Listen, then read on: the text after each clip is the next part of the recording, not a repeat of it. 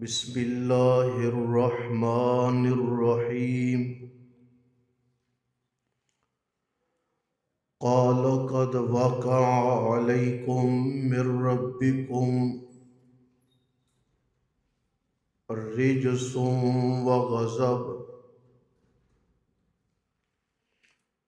اتجادلوننی فی اسماء سمیتموها انتم وآباؤکم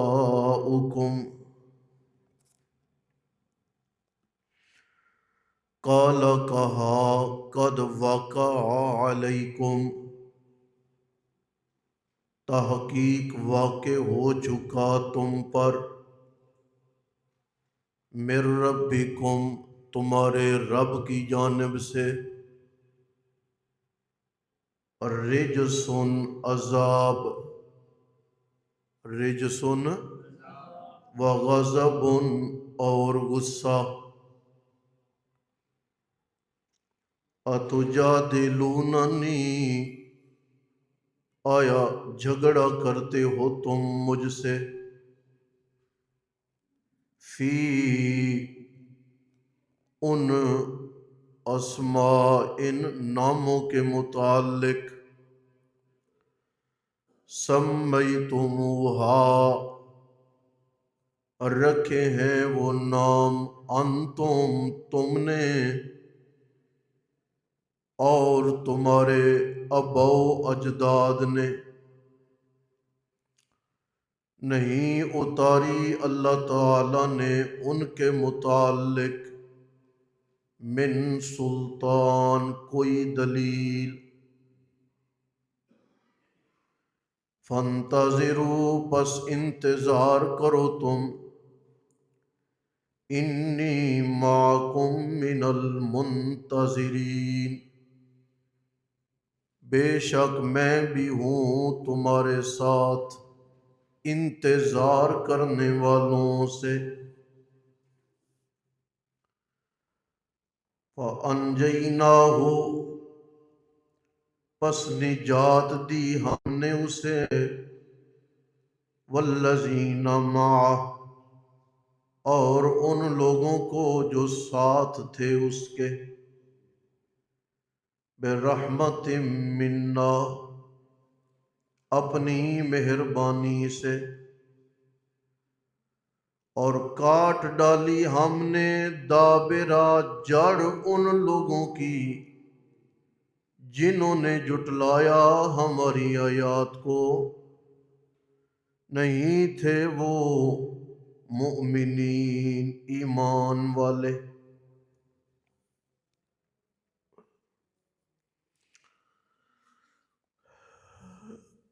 آپ نے گزشتہ سبق میں پڑھا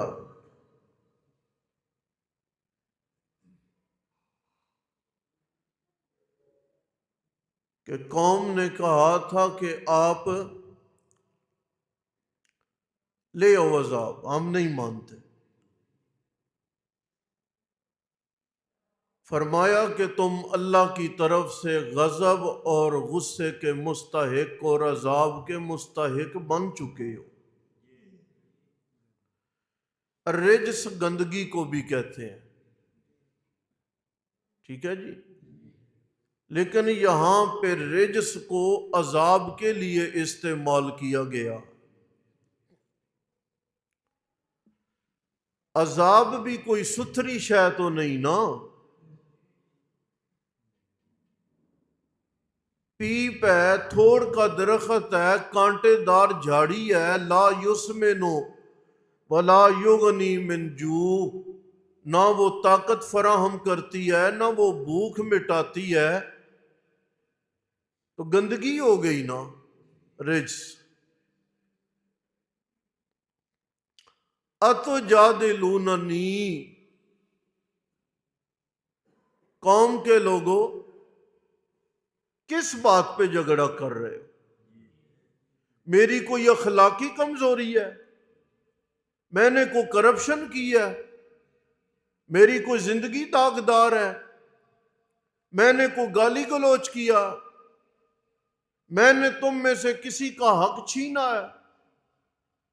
یہی جھگڑے کے اسباب ہو سکتے ہیں نا، کہ ہماری زمین پہ قبضہ تو نے کر لیا، ہمارا حق مار لیا، تو نے لڑائی کی، مارا، جھگڑا کیا، تو نے کرپشن کی، تو نے فلاں کام کیا، فلاں کام کیا، اتو جادلوننی۔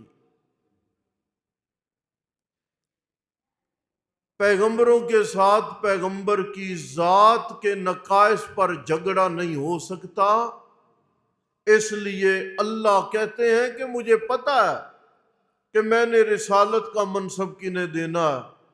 میں جنہیں رسالت کا منصب دیتا ہوں نا، وہ پیدا ہونے سے اپنے اختتام تک میں اللہ کی سلامتی میں ہوتے ہیں۔ سنتے رہتے ہو نا آیت، سبحان ربک رب العزت عما یصفون وسلام علی المرسلین۔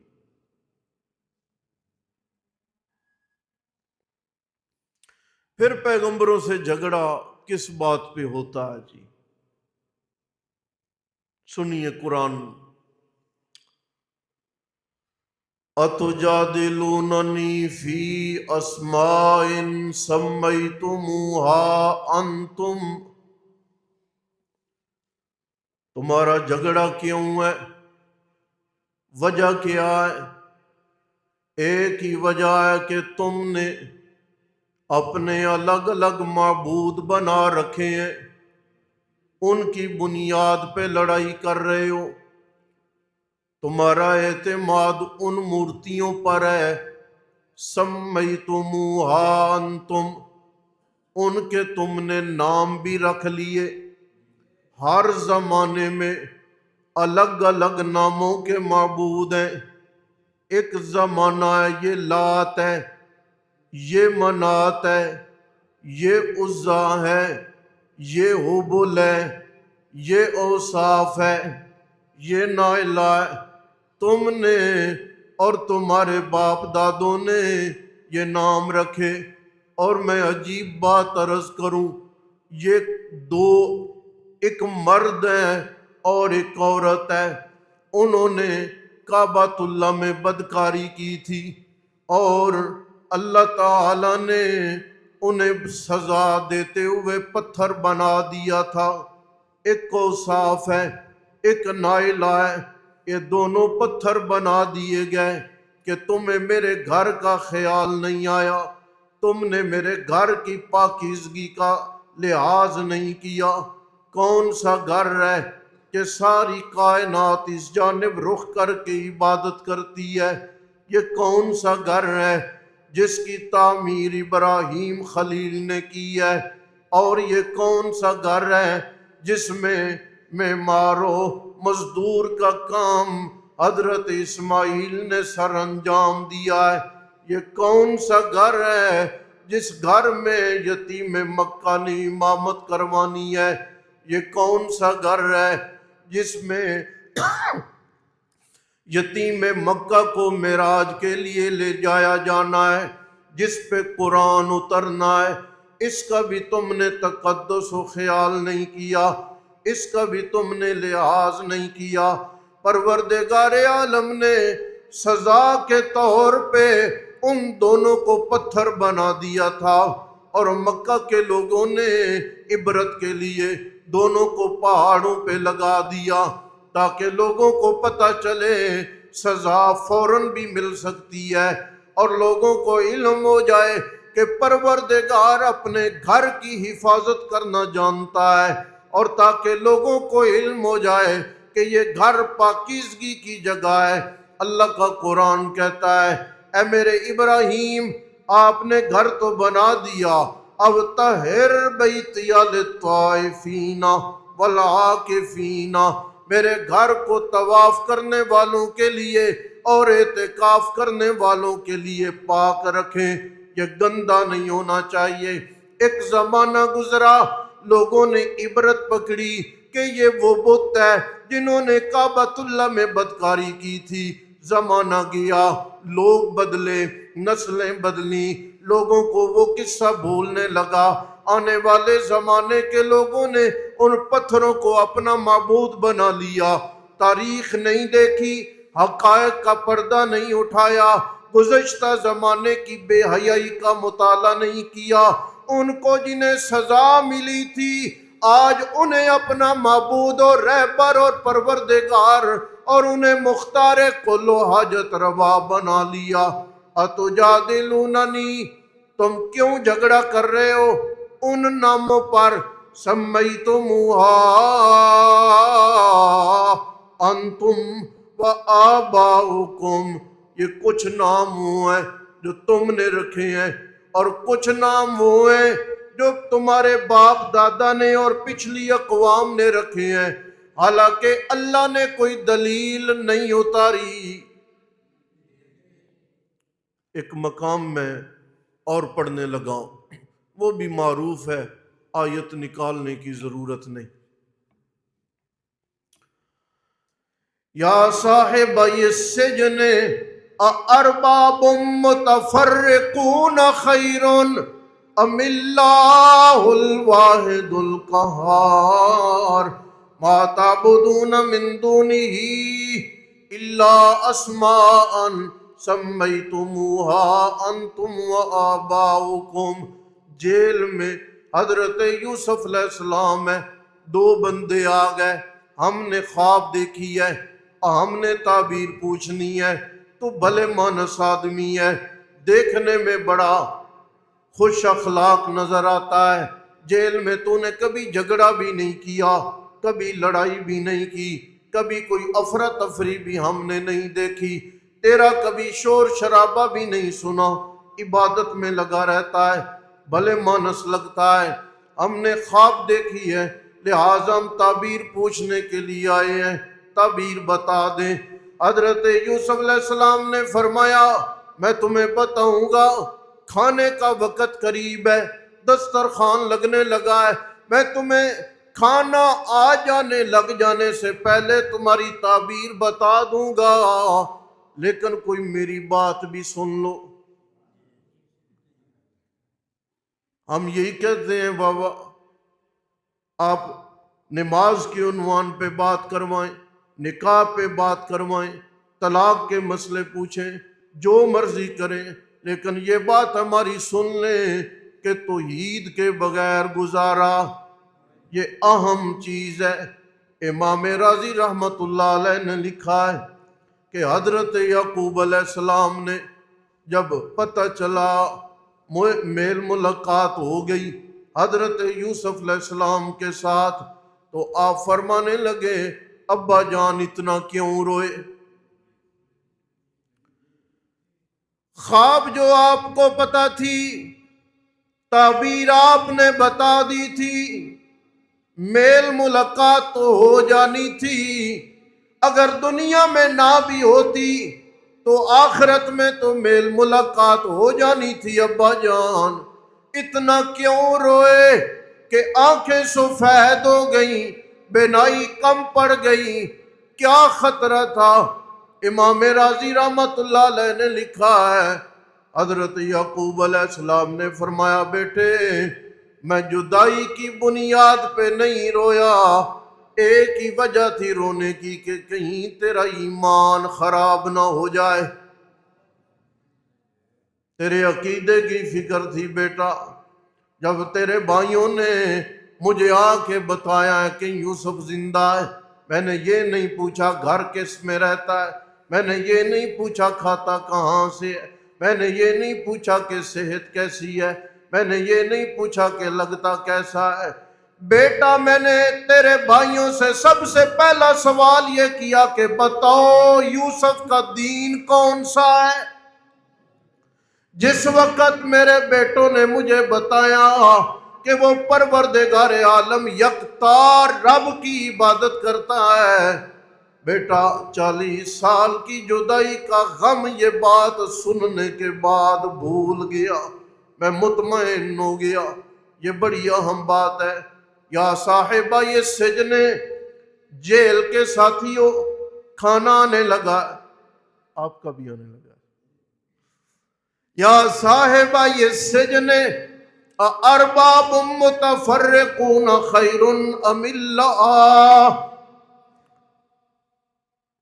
ایک بندے نے ادھر مورتی بنا کے رکھی ہے، دوسرے نے ادھر بنا کے رکھی ہے. یہ بارش اتارنے والا، یہ اولاد دینے والا، یہ صحت دینے والا، یہ کاروبار میں ترقی دینے والا، یہ سورج نکالنے والا، یہ ذخائر نکالنے والا، یہ زلزلے لانے والا، یہ آفتیں لانے والا. اخیر ام اللہ، الگ الگ معبود بہتر ہے یا اللہ ایک اللہ؟ ما تعبدون من دونہ الا اسماء سمیتموها انتم وآباؤکم. یہ تمہارے رکھے ہوئے نام ہیں. آج کے زمانے میں آ جائیں نا، آیت کو سمجھنے کے لیے آج کے دور میں آ جائیں. امام بری کرے کھوٹی قسمت کھری، یہ ہے نام باپ دادوں کا رکھا ہوا. جنوں نہ دے وے مولا انہوں دے وے شاہ دولا، یہ ہے نام رکھا ہوا. حق باہوں سچ باہو ایک بار نظر کرم نال تک باہو، یہ ہے نام رکھا ہوا. اور عجیب بات بھی عرض کروں، چاچڑ وانگ مدینے کوٹ مٹھن بیت اللہ. سنا آپ نے؟ یہ چاچڑ، یہ راجن پور میں، کوٹ مٹھن بھی ادھر ہے، یہ رحیم یار خان کے علاقے میں پڑتا. یہ جو پیر فرید صاحب تھے نا، جن کا فرید الدین، ان کے متعلق یہ شعر بولا گیا ہے. آپ اندازہ کر لیں گے ہم مسئلہ توحید پہ خواہ مخواہ نہیں زور دیے جاتے. چاچڑ وانگ مدینے، ہماری نظروں میں چاچڑ شہر کی وہ اہمیت ہے جو مدینے کی ہے. کوٹ مٹھن بیت اللہ، اور ہمارے یہاں کوٹ مٹھن کی اہمیت وہ ہے جیسے بیت اللہ کی ہے. ظاہر وچ پیر فرید، دیکھنے میں یہ پیر فرید لگتا ہے، باطن وچ اللہ، اصل میں یہی اللہ ہے اور یہی سب کچھ کرنے والا.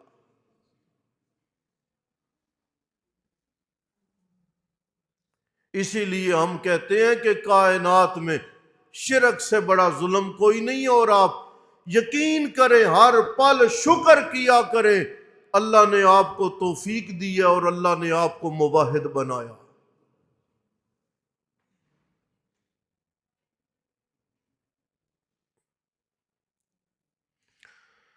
یہ وہ نام ہے جو تم نے اور تمہارے باپ دادوں نے طے کر کے رکھ لیے. وہ سورہ یوسف کا مقام ہے، اور یہاں پر بھی قرآن کا وہی رنگ ہے.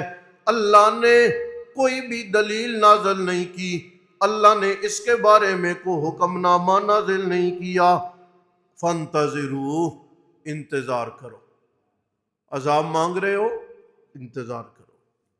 میں بھی انتظار کرتا ہوں، آ جائے گا اپنے ٹائم پہ. پیچھے ہم پڑھ چکے ہیں، اللہ اپنے نبی کو کہتے ہیں قد نعلم،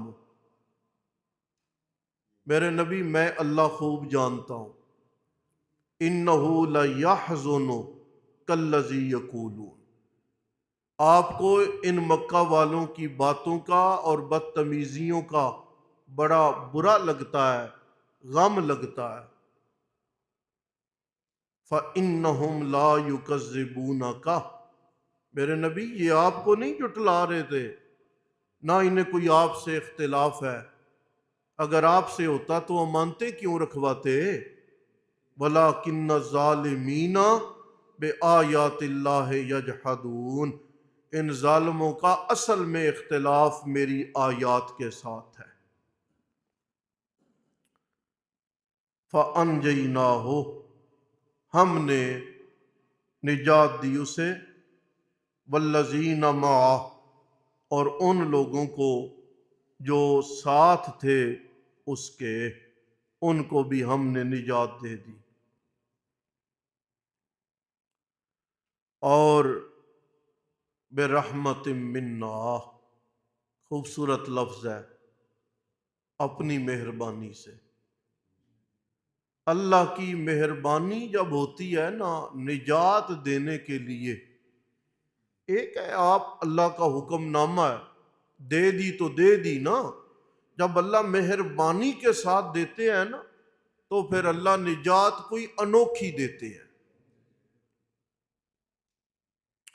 یہ آگے تذکرہ آئے گا تو پھر ہم نامے پارے میں انشاءاللہ حضرت موسیٰ اور فرعون کا تو بات کریں گے، لیکن یہاں پہ یہ کہہ دوں، اللہ جب اپنی مہربانی کا نزول کر کے نجات دینے لگے نا تو پھر اللہ پانی کو روکتے ہیں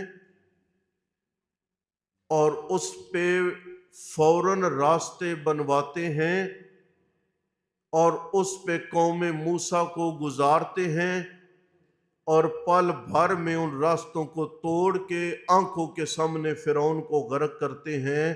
یہ ہے رحمت منا، چٹ پٹ میں ہو گیا نا، اضرب لاٹھی مارو ذرا سمندر میں، ماری راستے بن گئے، یہ ہے رحمت۔ اسے آپ یوں کہہ لیں کہ کسی بڑے نے آنا ہو نا تو اس سے پہلے روڈ کی، سڑکوں کی بڑی باقاعدگی سے صفائی کی جاتی ہے، رکاوٹیں دور کی جاتی ہیں، اس کے گزرنے کو آسان بنایا جاتا ہے۔ اللہ کہتے ہیں جب میں اپنی رحمت سے نجات دینے لگوں نا تو میں ان کی اگلی منزل کے راستے کو ہموار کر دیتا ہوں، انہیں درمیان میں کسی رکاوٹ کو دور کرنے کے لیے رکنا نہیں پڑتا، میں اللہ رکاوٹیں پہلے ہی ختم کروا چکا ہوتا ہوں۔ یہ ہے رحمت۔ اور ہم نے ان لوگوں کی جڑ کاٹ دی، کن کی؟ جنہوں نے ہماری آیات کو جھٹلایا۔ اصل بات یہ ہے وما کانوا مؤمنین، وہ سرے سے ایمان والے تھے ہی نہیں۔ بند کر۔